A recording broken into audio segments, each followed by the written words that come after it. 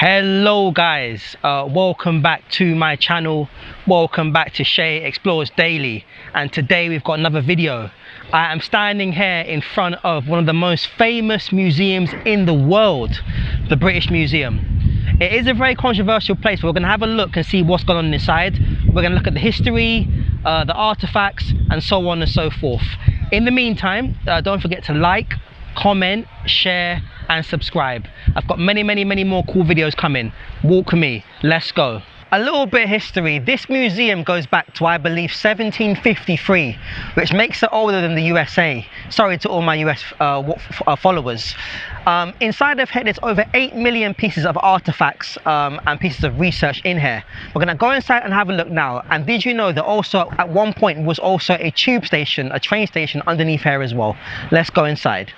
So guys, as you walk into the museum, the first thing you'll see is this amazing square behind me, this amazing area behind me. This is called the Queen Elizabeth II Court. So this actually is the largest open public court in the whole of Europe. And I believe it was designed, I can't remember when, but it's been around for quite a long time. And it actually has, or I don't know if it's still got it, the record for the largest indoor area that you can see on Google Maps. It has gone through a recent development, I think as recently as 2020. But one thing you'll like about it is the very cool roof structure on top.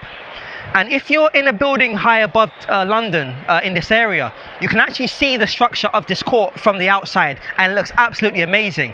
So I think it's a fantastic part of this museum.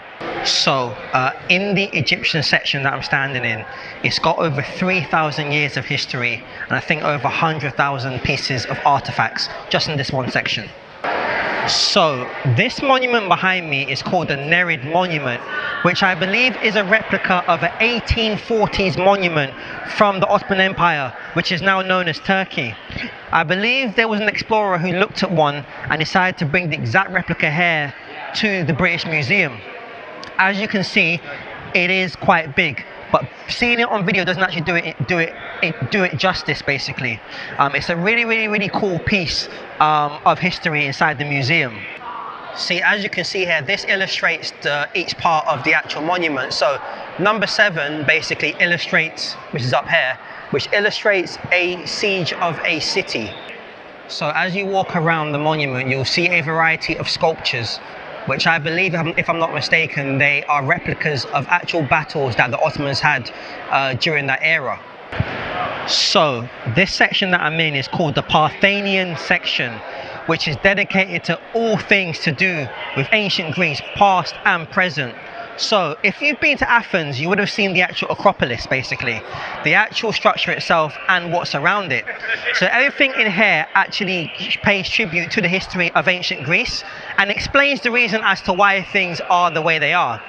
It's actually interesting because a lot of ideas from ancient Greece were brought back to Britain and are seen in some of our infrastructure around the country. But it's a very cool part of the museum to have a look at. So in this room here is the West Pediment, and everything that's in this pediment are sculptures that would go around a typical Greek temple in historical times. There's quite a large variety of designs, which is really cool. But in here you'll see, as you can see behind me, it goes all the way back, a massive variety of Greek sculptures. So guys, the first part of the museum regarding the Egyptians and the Greeks is done. I'm going to go into this bit behind me. It's called the Sainsbury Exhibition Unit, I believe it's called. Let's go inside and have a look. So in this section here, it has various artifacts that are dedicated to various parts of the world. On one side, I believe you've got Africa, and the other side you've got, I believe, like the Asia Pacific region, so like New Zealand, Australia, Kiribati and so on. A very cool fun fact actually, Kiribati is the only country on Earth that is located in all 4 hemispheres. Very cool fact. So guys, I've just popped upstairs, and in this section, everything on this section here is dedicated to the continent of Asia, with this part specifically being dedicated to South Asia, specifically India. Looking at the most recent history, you can see from here, from the first European arrival in 1498, up until just before the 21st century, in which East Pakistan declared independence and renamed itself Bangladesh. So this section that I'm in is dedicated to China and Chinese artifacts, basically. There's so much to see that goes back to the Qing Dynasty era. Behind me is what we call a gentleman's room, which was typical during the 13 to 1900s back in Korea. Historically, these are part of Confucian principles, which were typical of the laws back then. Nowadays, you don't really see it as much, but it is cool to see because it's very, very well designed with great architecture, but yet so simple. So as you can see it from another angle there, this was actually built, I believe, in 2000. And everything from the furniture to the layout and everything is actually influenced by Confucian principles. So everything in this section is dedicated to the beautiful island of Cyprus. So some of you know today it's been divided into the Greek part and the Turkish part, but the history of Cyprus goes way, way, way beyond that. Due to the history of the island, the people of Cyprus, the Cypriot people over the centuries, have spoken a variety of other languages, including Greek and many other kinds of languages also. So behind me you can see a map of the Roman Empire at its largest size. And as you can see, it actually extends into Britain. So many years ago, Britain was invaded by the Romans, and areas like Colchester and Essex, you can see remnants of the Roman period, such as the roads and so on. So as you can see here, at the time, the empire covered at its maximum peak an area of 3 million square kilometers and had about 75 million inhabitants stretched across Europe, Asia and Africa. As I mentioned, the Roman Empire expanded east to cover areas like Turkey, Syria and Greece.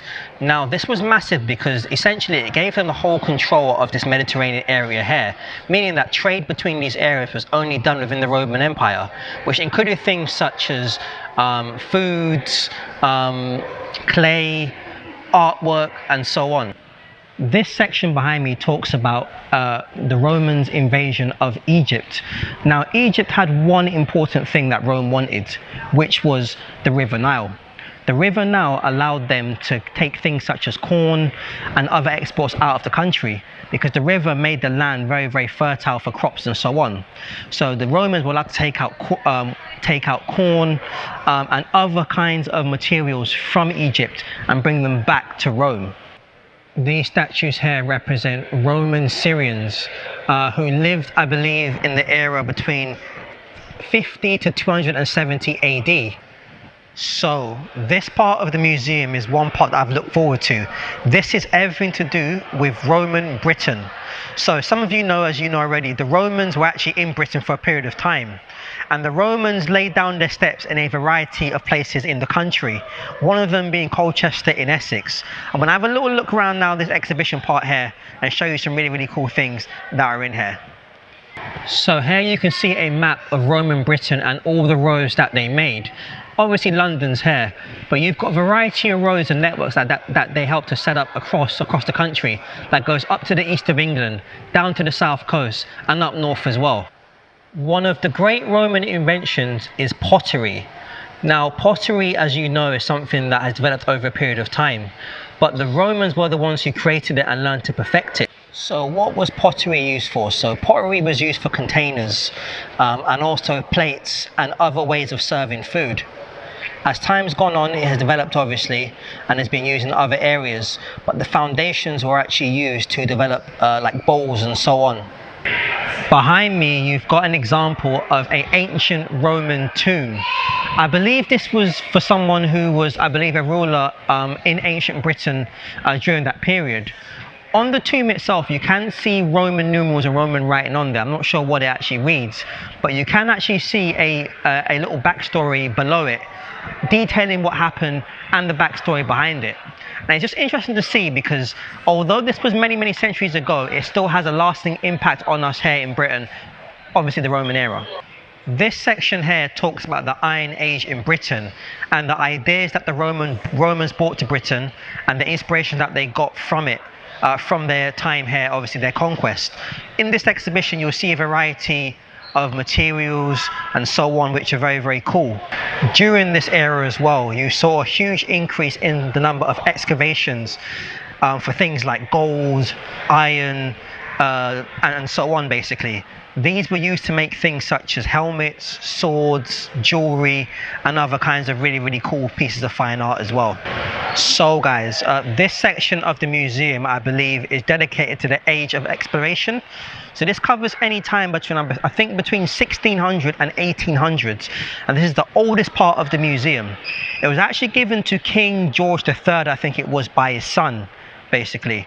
And what it is basically books and artifacts of literally bits and bobs which help to show how European and sort of like American like nations pretty much came together to sort of form how the world is interconnected today. So it's really cool. That is it, guys, for today's video. If you enjoyed the video, don't forget to like, comment, share and subscribe, and let me know where should I go next. I've got many more cool videos coming. Put your suggestions down below and I'll see you on the next video.